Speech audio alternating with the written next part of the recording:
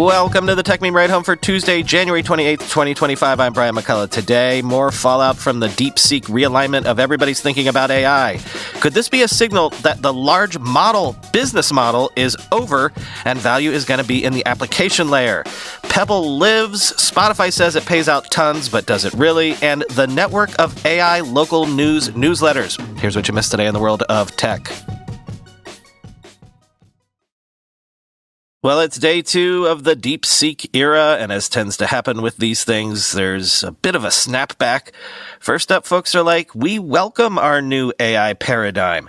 Sam Altman said DeepSeek's R1 is, well, quoting him, DeepSeek's R1 is an impressive model, particularly around what they're able to deliver for the price. We will obviously deliver much better models, and also it's legit invigorating to have a new competitor. We will pull up some releases. But mostly we are excited to continue to execute on our research roadmap and believe more compute is more important now than ever before to succeed at our mission. The world is going to want to use a lot of AI and really be quite amazed by the next gen models coming, end quote. Meanwhile, quote, DeepSeek is an excellent AI advancement and a perfect example of test time scaling, an NVIDIA spokesperson told CNBC on Monday. DeepSeek's work illustrates how new models can be created using that technique, leveraging widely available models and compute that is fully export control compliant. Inference requires significant numbers of NVIDIA GPUs and high-performance networking, the spokesperson added. Well, they would want to say something hopeful like that. NVIDIA's stock dropped 16.86% yesterday, losing nearly $600 billion in market cap, more than twice as much as any U.S. company has ever lost in a single day. Basically, lost the value of the economy of Mexico in a single day. There was some pushback on exactly how cheap it was for DeepSeek to do what it's done. SemiAnalysis said DeepSeek has spent well over $500 million on GPUs over the history of the company, so that suggests they spend as much as anybody else, even if individual models are more efficient. Tech Insights said it doesn't see DeepSeek as a big hit to NVIDIA. And more comparisons to the TikTok example. Wired analyzed DeepSeek's privacy policy and said it shows broad data collection practices and says user data, along with all the conversations and prompts, is stored on servers in China. But DeepSeek took advantage of all the attention, debuting a family of multimodal MIT-licensed open source models, including Janus Pro 7B, which it claims beats OpenAI's DALL-E 3 in GenEval and DPG Bench, quoting TechCrunch. The models, which are available for download from the AI dev platform Hugging Face, are part of a new model family that DeepSeek is calling Janus Pro.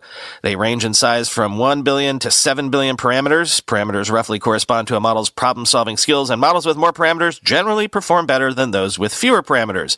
Janus Pro is under an MIT license, meaning it can be used commercially without restriction. Janus Pro, which DeepSeek describes as a novel autoregressive framework, can both analyze and create new images.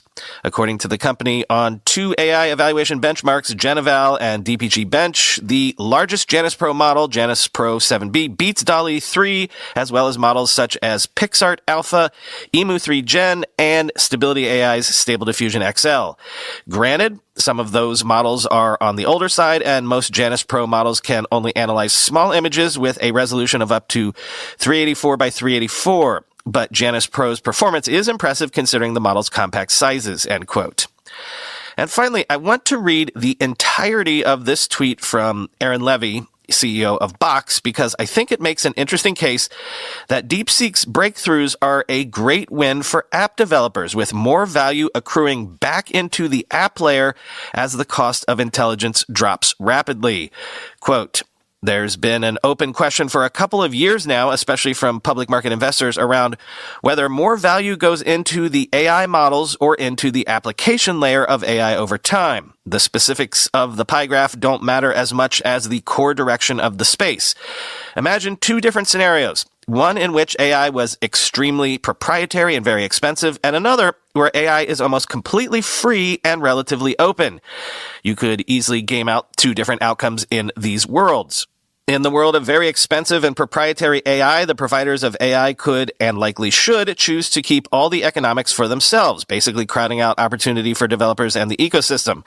In a world of insanely cheap AI, then the value is less about the models, but what you do with the AI models to make them useful. In that world, more value is available to the application layer, which could include the AI companies, to be clear. With the latest breakthroughs from DeepSeek, we can nearly definitively say this question has been answered, and we're clearly moving closer to the latter.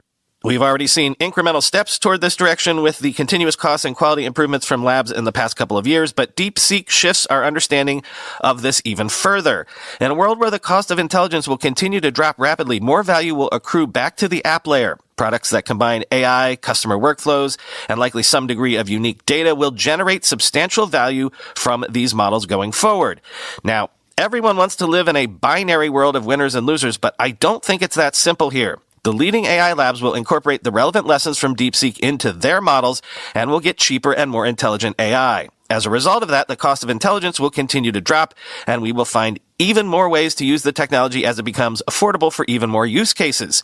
If we can make AI 10x more efficient today, it's exceedingly obvious we will have 100x more use for it in 5 years from now, more than making up for the efficiency gains, making demand for GPUs and data centers bigger than ever. In all, fantastic to see that we continue to have companies and teams pushing the limits of AI. This is a great win for software developers at the app layer, and it will push labs to go even further. Incredible times, end quote.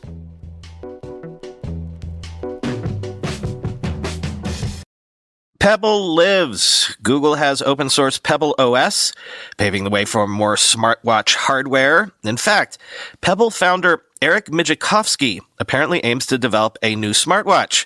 Quoting TechCrunch, 4 years after launching the then most lucrative crowdfunding campaign in Kickstarter's history, smartwatch maker Pebble abruptly closed in 2016, filing for insolvency before being sold off to rival Fitbit. The fitness tracking giant went on to build much of its Ionic smartwatch with help from former Pebblers, along with Pebble's pioneering software stack. It could be argued that Pebble was simply too early to the space. The Apple Watch launched in mid-2015 and proceeded to suck much of the oxygen out of the room. It would be massively oversimplifying the situation to suggest that it was merely another case of Sherlocking, however. Apple, after all, raised public interest, ultimately setting the stage for countless other smartwatches after. In fact, founder and CEO Eric Mijikovsky believes instead that the company's rapid growth and feature expansion caused Pebble, which sold 2 million smartwatches, to lose sight of his initial vision. It certainly wouldn't be the first time a hardware startup was felled by such a fate. Yet Mijikovsky is ready for round two. We're restarting Pebble, he told TechCrunch with a massive grin on a Zoom call Monday. How exactly? Well, Pebble branding faded after the company was bought. Its acquirer, Fitbit, was itself sold off to Google in 2021. Now Google, which still owns the technology and all of Pebble's IP, plans to open source the smartwatch brand's software stack. By open sourcing access to Pebble OS, Google is opening the door to new third-party hardware, and Mijikovsky's smartwatch startup is the first on that list. It's still in the idea stage, he says. The company needs a new name, something the Beeper co-founder and former Y Combinator partner hasn't quite gotten around to. But he tells TechCrunch that he has thrown himself into the project full-time and will be able to accelerate things as access to Pebble OS opens up.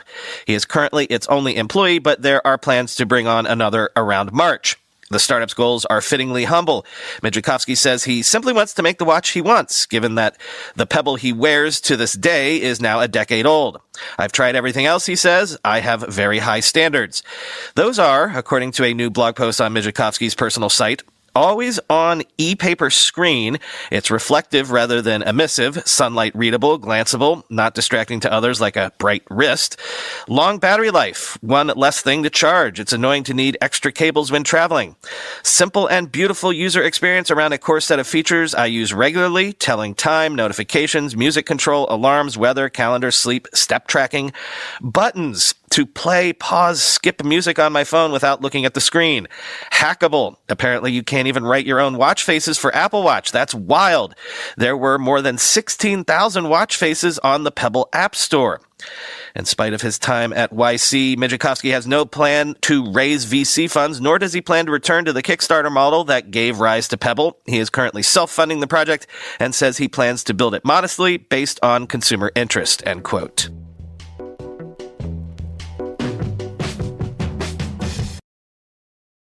OpenAI has launched ChatGPT Gov, built specifically for U.S. government use, and says more than 90,000 government employees have generated more than 18 million prompts since the start of 2024, quoting CNBC. OpenAI on Tuesday announced its biggest product launch since its enterprise rollout. It's called ChatGPT Gov and was built specifically for U.S. government use. The user interface for ChatGPT Gov looks like ChatGPT Enterprise. The main difference is that government agencies will use ChatGPT Gov in their own Microsoft Azure Commercial Cloud or Azure Government Community Cloud so they can manage their own security, privacy, and compliance requirements. Philippe Milon, who leads federal sales and go-to-market for OpenAI, said on the call with reporters. Aaron Wilkowitz, a solutions engineer at OpenAI, showed reporters a demo of a day in the life of a new Trump administration employee, allowing the person to sign into ChatGPT Gov and create a 5-week plan for some of their job duties, then analyze an uploaded photo of the same printed out plan with notes and markings all over it. Wilkowitz also demonstrated how ChatGPT Gov could draft a memo to the legal and compliance department summarizing its own AI-generated job plan and then translate the memo into different languages, end quote.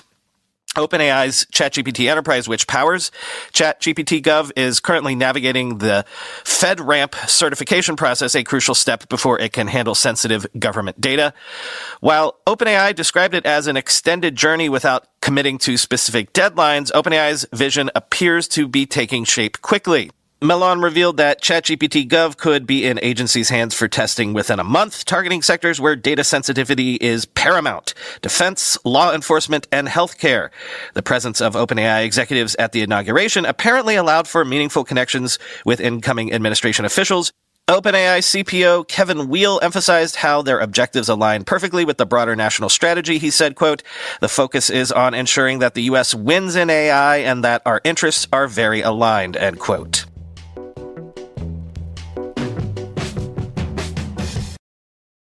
Spotify says it paid out $10 billion to the music industry in 2024, up from a record $9 billion in 2023, taking its total to $60 billion paid out since its 2006 founding. Quoting Variety, "While that figure may seem questionable considering how little many musicians make from streaming, it's important to bear in mind that Spotify, like most streaming services, pays rights holders, usually a label and music publisher, which then distribute the money to musicians and songwriters after taking their percentage. While the streaming economy leaves much to be desired in terms of compensating creators, the blame is not entirely on streaming services.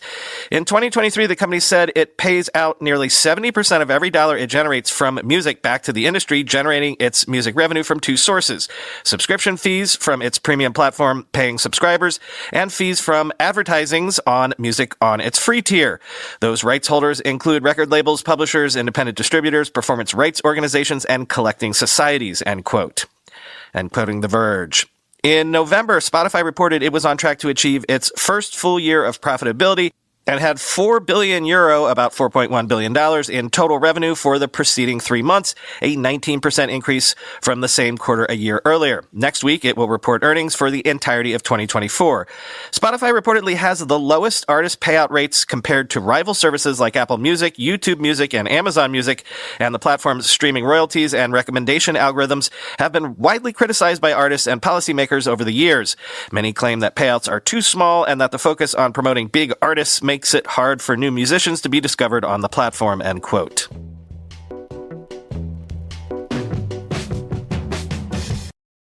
Finally today from NiemanLab, a look at Good Daily, an AI-generated newsletter network run by one person, aggregating local news across 47 U.S. states without disclosing its use of AI. Quoting, "On first glance, Good Day Fort Collins appears to be a standard local news roundup. One recent edition of the newsletter includes short blurbs and links to over a dozen stories about the mid-sized Colorado city, a restaurant opening, a record-breaking snowfall, a leadership shakeup at a local hospital. The newsletter attributes the stories to longtime Fort Collins news outlets like the Coloradan and the Loveland Reporter-Herald. Further down is a spread of events happening across the city, including an upcoming polar plunge and a figure drawing class. It turns out Good Day Fort Collins is just one in a network of AI-generated newsletters operating in 355 cities and towns across the U.S. Not only do these hundreds of newsletters share the same exact 7 testimonials from readers, they also share the same branding, the same copy on their about pages, and the same stated mission: to make local news more accessible and highlight extraordinary people in our community. You wouldn't know any of that as a subscriber. Separate website domains and distinct newsletter names make it difficult to connect the dots. There is Good Day Rock Springs, Daily Bentonville, Today in Virginia Beach, and Pittsburgh Morning News, to name just a few.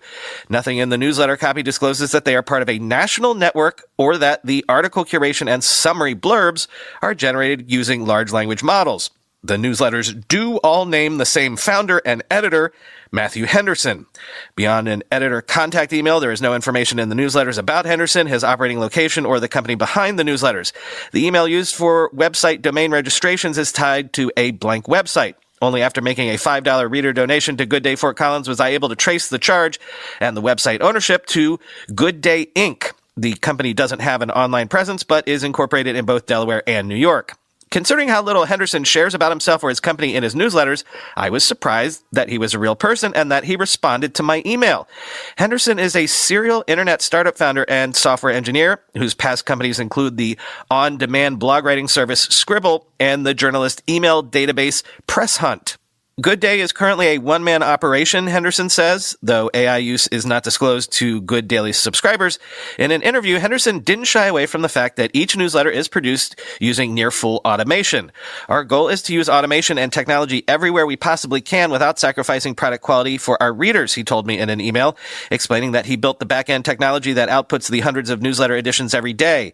These automated agents read the news in every town where Good Day operates, curate the most relevant stories, summarize them, edit and approve the copy, format it into a newsletter, and publish. Henderson declined to share any more specifics about his use of LLMs, calling it proprietary. At a high level, the system operates much like an editorial team, he said. Currently, Good Day is operating in 47 states with a focus on small-town America. One of the smallest towns is Rock Springs, Wyoming, which has a population of just over 20,000. Local news should be local. The problem is, at this point, there are economic challenges keeping that from happening. Smaller communities rarely can support enough staff to run a traditional news organization, said Henderson, who currently runs Good Daily from New York City. I see technology and LLMs specifically as our best shot to fix this, end quote.